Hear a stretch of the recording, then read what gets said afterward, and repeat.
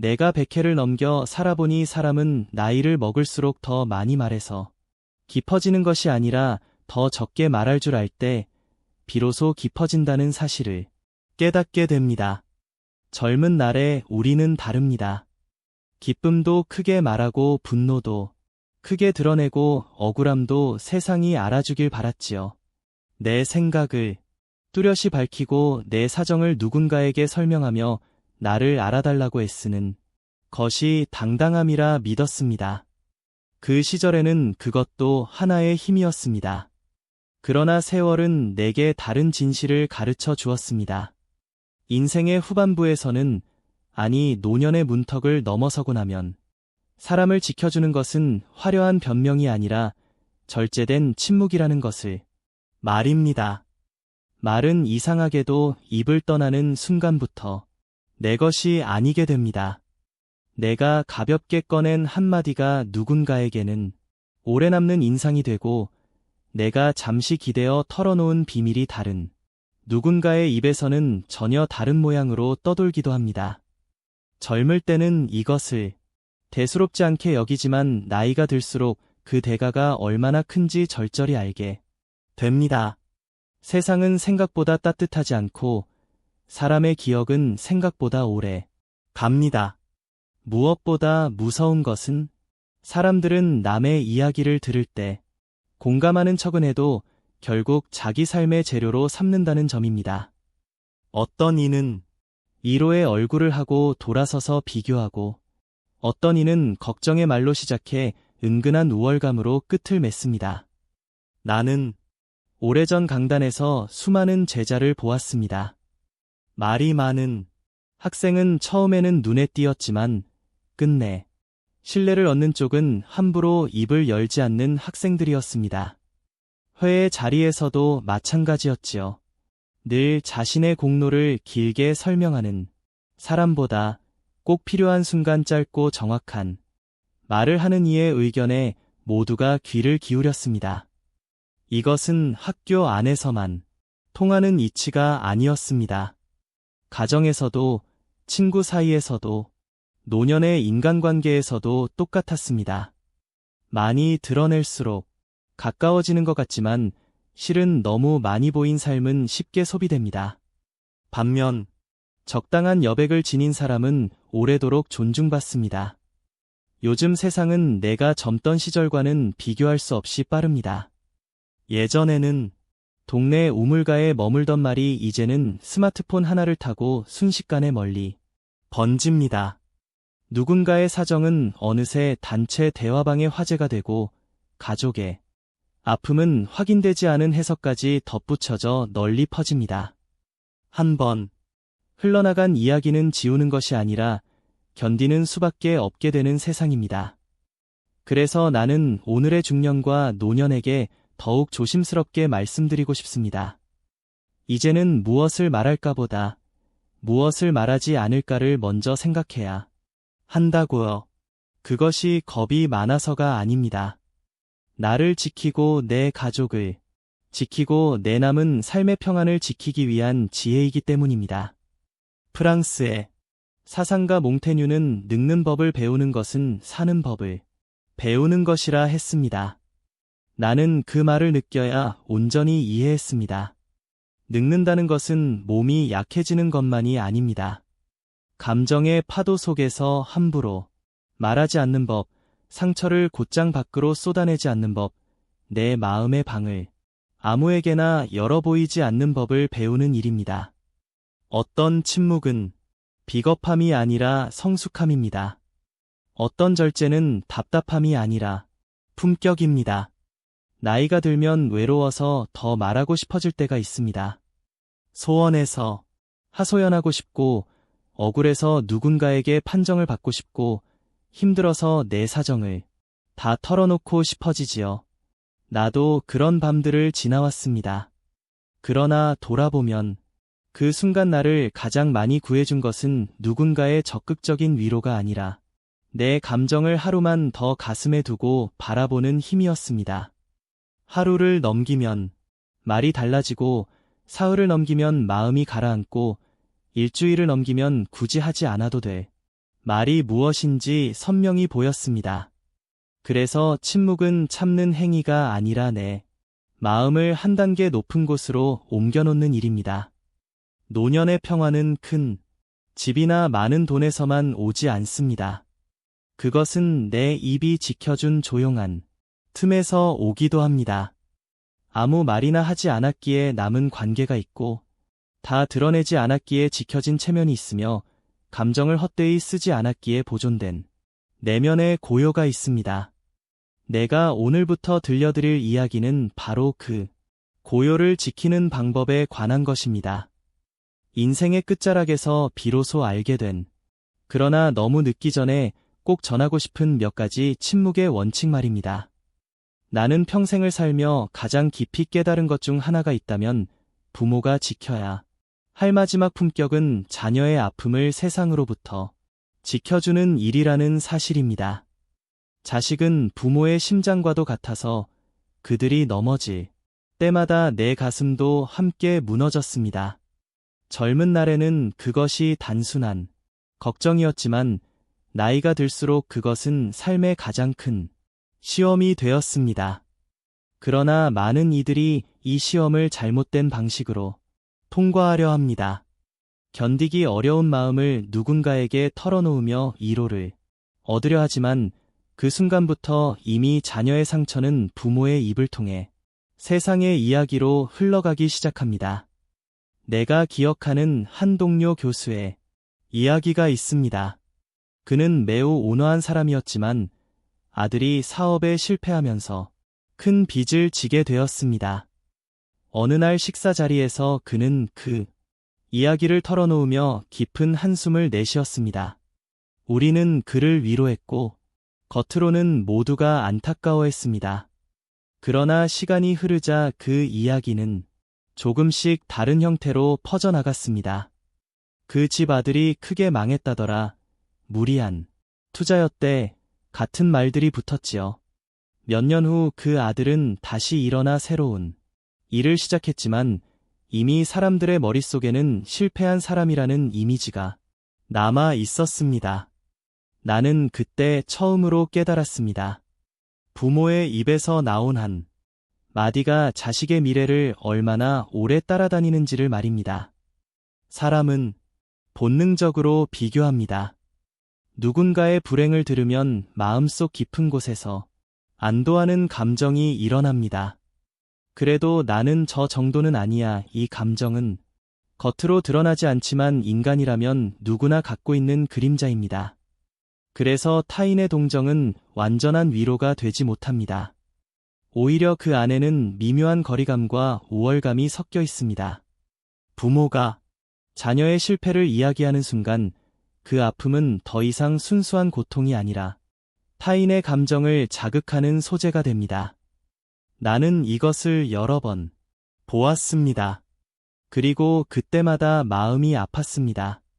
노년에 접어든 부모에게 가장 어려운 일은 말하지 않는 사랑을 실천하는 것입니다. 젊을 때는 자녀를 위해 나서고 설명하고 대신 싸워주는 것이 사랑이었습니다. 그러나 이제는 다릅니다.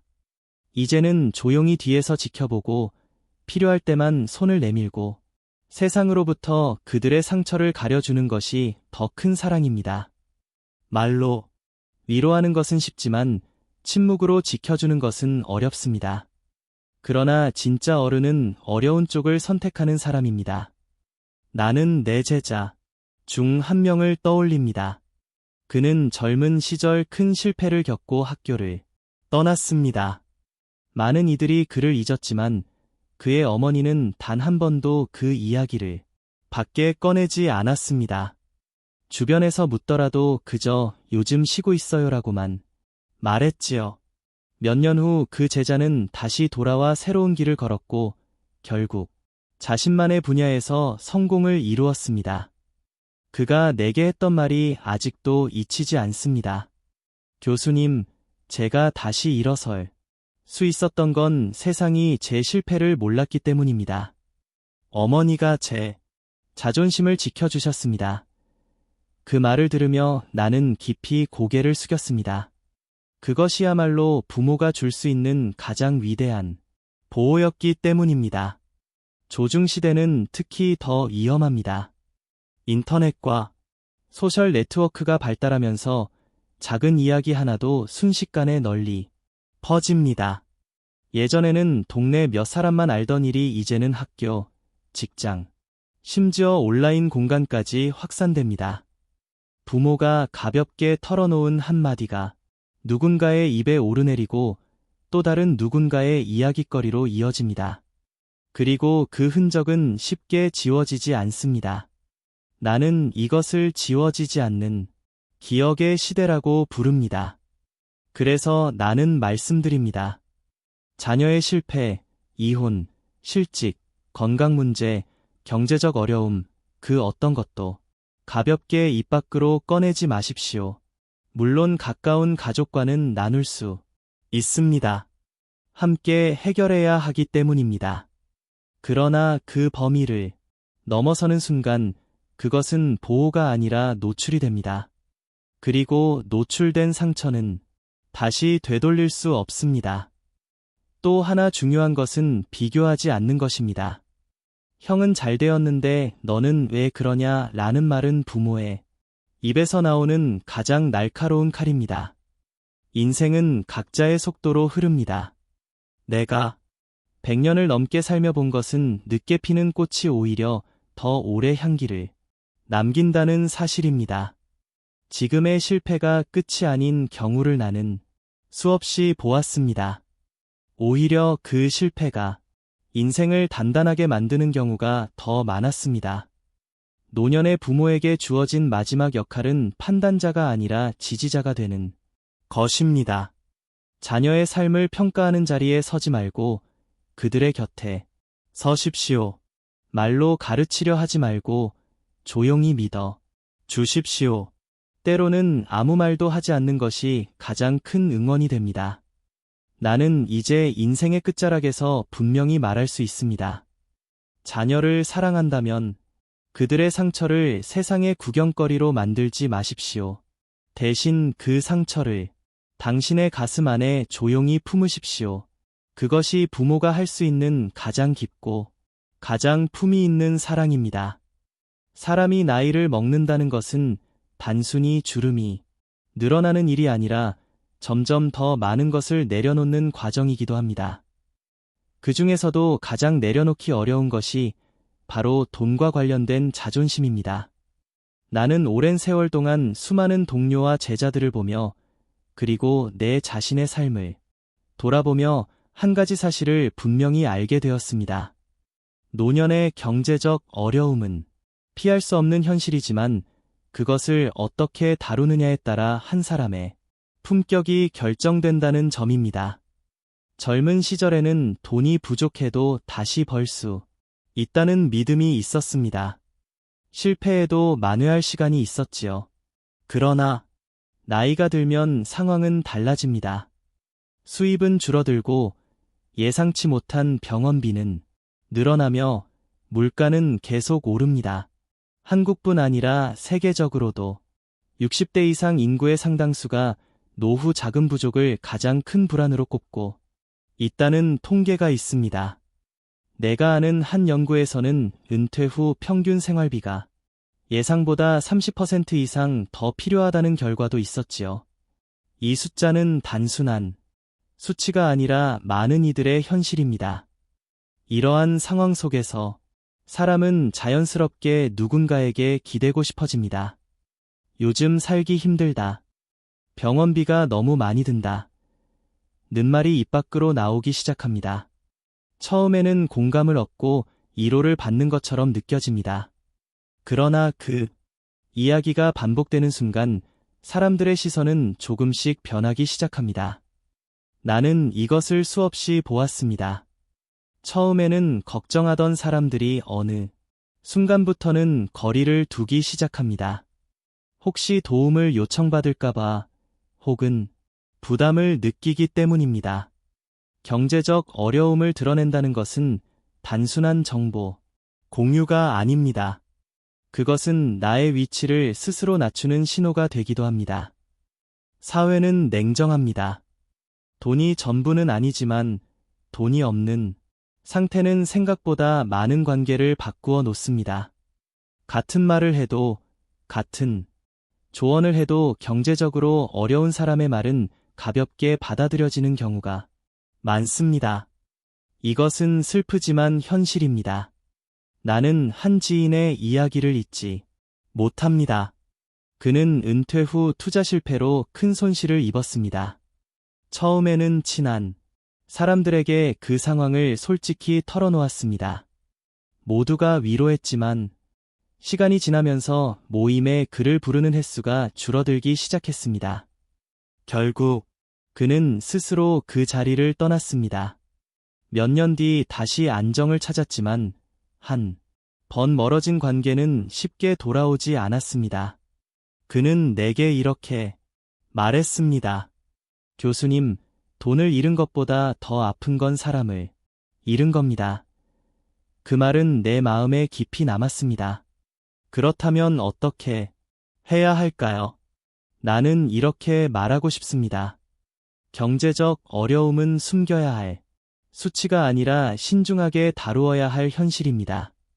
모든 사람에게 털어놓을 필요는 없습니다.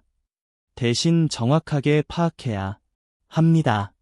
지금 내가 가진 자산이 얼마인지, 매달 들어오는 수입과 나가는 지출이 얼마인지 감정이 아니라 숫자로 냉정하게 바라보아야 합니다. 이것이 문제를 해결하는 첫걸음입니다. 그리고 그 다음은 가족입니다. 자녀에게 말하는 것이 부끄럽게 느껴질 수도 있습니다. 그러나 자녀는 당신의 인생의 연장선에 있는 존재입니다. 당신이 평생 그들을 위해 살았듯이 이제는 그들도 당신을 도울 기회를 가져야 합니다. 도움을 요청하는 것이 약함이 아니라 관계의 자연스러운 순환이라는 사실을 받아들이는 것이 중요합니다. 만약 가족에게도 부담을 주기 어렵다면 사회의 제도를 활용하십시오. 연금, 의료 지원, 주거 지원 등 다양한 제도가 존재합니다.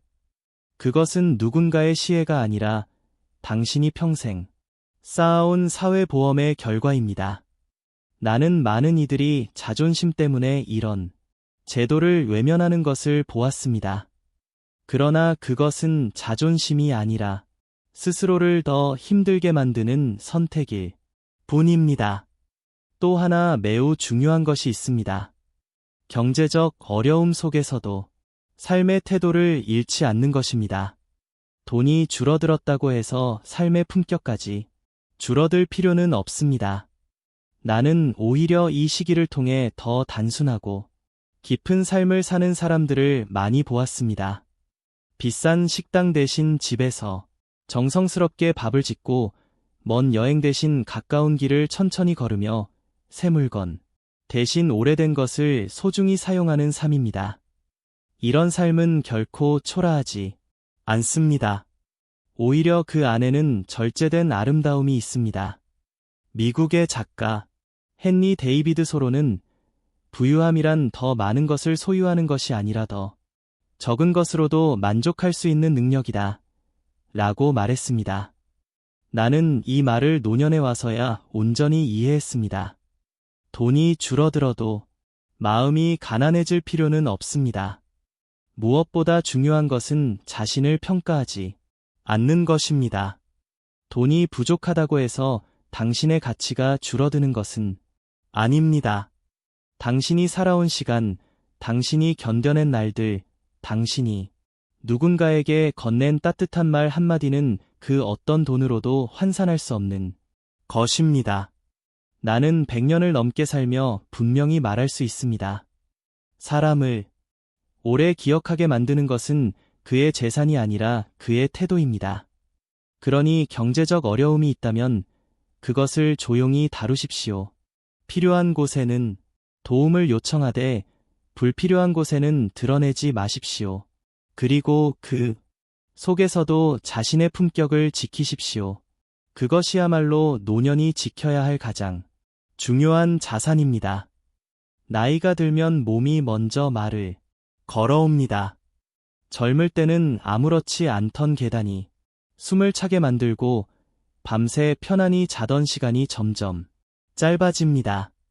관절이 욱신거리고 시야가 흐릿해지고 작은 증상 하나에도 마음이 불안해집니다. 이것은 자연스러운 일입니다. 나 역시 100회를 넘기며 수없이 겪어온 변화입니다.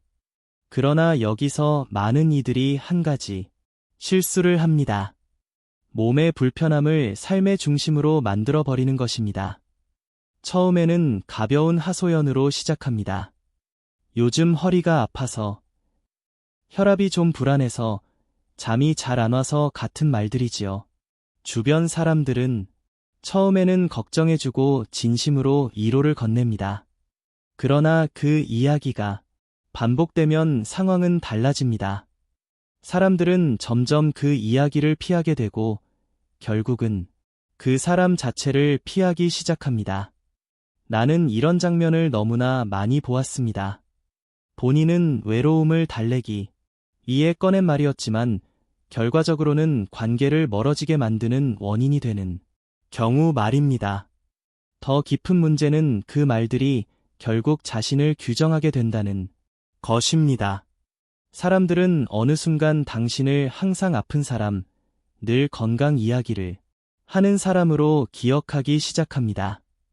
그렇게 되면 당신의 다른 면모들은 점점 보이지 않게 됩니다. 당신이 가진 지혜도, 경험도, 따뜻함도 그 뒤로 가려지게 됩니다. 이것은 단순한 이미지의 문제가 아닙니다. 인간, 관계의 중심에서 서서히 밀려나는 과정입니다. 나는 젊은 시절 함께 연구하던 한 동료를 떠올립니다. 그는 매우 뛰어난 학자였지만 나이가 들면서 건강 문제를 자주 이야기하기 시작했습니다. 처음에는 모두가 공감했지만 몇 년이 지나자 사람들은 그와의 만남을 부담스러워했습니다. 결국 그는 스스로도 관계가 줄어드는 것을 느꼈고 더 깊은 고립 속으로 들어갔습니다. 그의 학문적 업적보다 그의 건강 이야기가 더 먼저 떠오르는 상황이 되어버린 것입니다. 나는 그 모습을 보며 깊은 안타까움을 느꼈습니다. 그러니 나는 말씀드립니다. 아픔을 숨기라는 것이 아닙니다. 아픔에 매몰되지 말라는 것입니다. 가족과 의사에게는 솔직해야 합니다. 필요한 치료를 받고 도움을 받아야 합니다. 그러나 모든 사람에게 모든 증상을 설명할 필요는 없습니다. 그것은 당신을 보호하지 못합니다. 오히려 당신을 더 좁은 틀 안에 가두게 됩니다. 대신 보여주어야 할 것은 노력입니다. 몸이 불편해도 산책을 시작하는 모습, 식단을 관리하려 애쓰는 모습, 새로운 운동을 배우는 모습, 이런 모습은 사람들에게 바른 인상을 남깁니다. 저분은 나이가 들어도 스스로를 잘 돌보는 분이다라는 존중을 얻게 됩니다. 같은 건강 문제를 가지고도 어떤 태도를 취하느냐에 따라 완전히 다른 삶이 만들어집니다. 그리고 또 하나 나이가 들수록 자주 빠지는 함정이 있습니다. 바로 과거입니다. 내가 젊었을 때는 말이지로 시작하는 이야기들 말입니다. 나 역시 그런 유혹을 수없이 느꼈습니다. 내가 이루었던 것들, 내가 인정받았던 시절, 그 빛나던 순간들을 다시 꺼내어 확인받고 싶은 마음은 누구에게나 있습니다. 그러나 그것을 반복하는 순간 사람들은 현재 당신이 아니라 과거에 머물러 있는 당신을 보게 됩니다. 특히 젊은 세대는 과거의 영광에 큰 관심이 없습니다. 그들에게 중요한 것은 지금 당신이 어떤 사람인가입니다. 나는 강의실에서 이 차이를 분명히 느꼈습니다. 과거의 업적을 길게 설명하는 교수보다 현재의 문제를 함께 고민해주는 교수에게 학생들이 더 마음을 열었습니다. 이것은 시대의 변화이기도 하지만 인간의 본질이기도 합니다. 그래서 나는 스스로에게 자주 묻습니다. 이야기를 지금 하는 이유가 무엇인가? 정말 도움이 되기 위해서인가? 아니면 인정받고 싶어서인가? 대부분의 경우 답은 후자였습니다. 그럴 때마다 나는 말을 멈추었습니다. 그리고 그 경험을 조금 다른 방식으로 꺼내려 노력했습니다. 내가 예전에가 아니라 이런 상황에서는 이런 방법도 도움이 됩니다. 식으로 말입니다. 같은 경험도 전달하는 방식에 따라 전혀 다른 의미가 됩니다. 나는 내 삶에서 한 가지 원칙을 세웠습니다. 과거는 나를 지탱하는 뿌리이지만 내가 서 있어야 할 곳은 항상 현재라는 것입니다. 과거의 성공은 마음속에 조용히 간직하면 충분합니다. 그것은 내가 힘들 때 나를 일으켜 세워주는 힘이 됩니다. 그러나 그것을 반복해서 꺼내어 보여 줄 필요는 없습니다. 진짜 강한 사람은 자신의 빛났던 순간을 증명하려 애쓰지 않습니다. 노년의 매력은 과거의 크기가 아니라 현재의 태도에서 나옵니다. 몸이 조금 불편해도 상황이 예전 같지 않아도 여전히 배우려 하고 여전히 관심을 가지고 여전히 다른 사람의 이야기를 들어주는 사람. 그런 사람이 곁에 있을 때 사람들은 편안함을 느낍니다. 나는 100회를 넘기며 확신하게 되었습니다.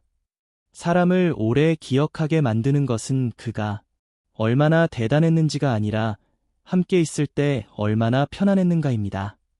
건강 이야기로 가득 찬 사람보다 조용히 웃으며 이야기를 들어주는 사람이 더 오래 남습니다.